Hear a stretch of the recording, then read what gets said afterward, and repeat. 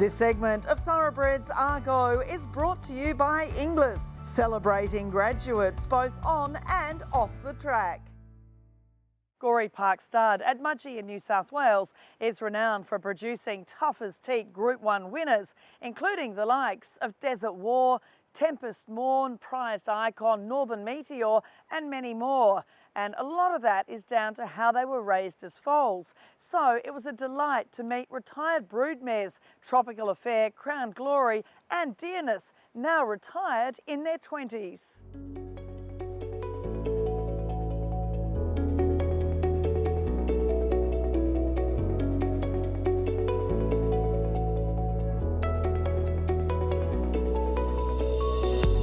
Andrew, it's fabulous to see these, established stud farms, particularly broodmare farms, where you have so many generations of wonderful mares that have thrown elite racehorses. But we're talking today about some retired broodmares, Dearness, Crown Glory and Tropical Affair.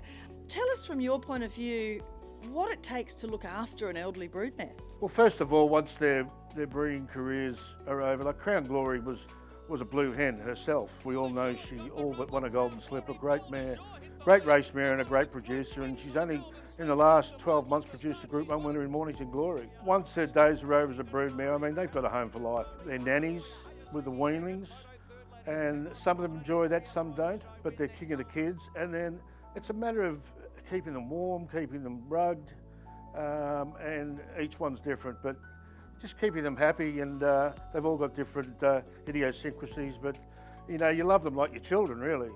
They're homebreds here and they gave so much to the farm. They deserve, being given everything back in their twilight years. When you look at them, okay, so Dearness is a half-sister to Desert War and Laser Hawk, dam of romantic touch. Crown Glory, as you said, the slipper runner-up to Belle de Jour, almost had that slipper. The dam of Hello Crown needs further, and as you said, Mornington Glory. And Tropical Affair, the dam of Prized Icon. So they're all in the same paddock together. What's the sort of feeding routine? Do they need much extra feed, especially through winter? It's quite frosty on the ground. Do they need much extra actually sort of, being cared for? Definitely. What they take in? In the winter months, especially here, it can get quite cool in Mudgee. You keep the corn up to them, keep them warm.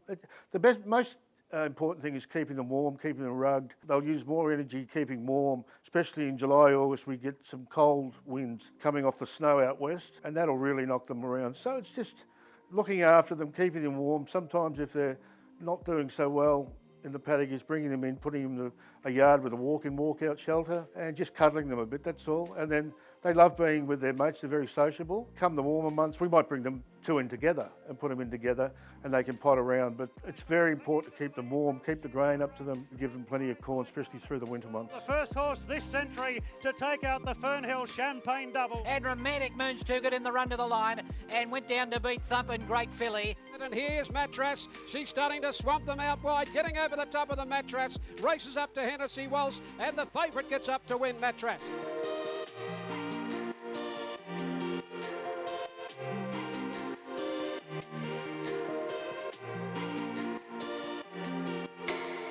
Dothraki and Burning Passion. Burning Passion comes back. Burning Passion.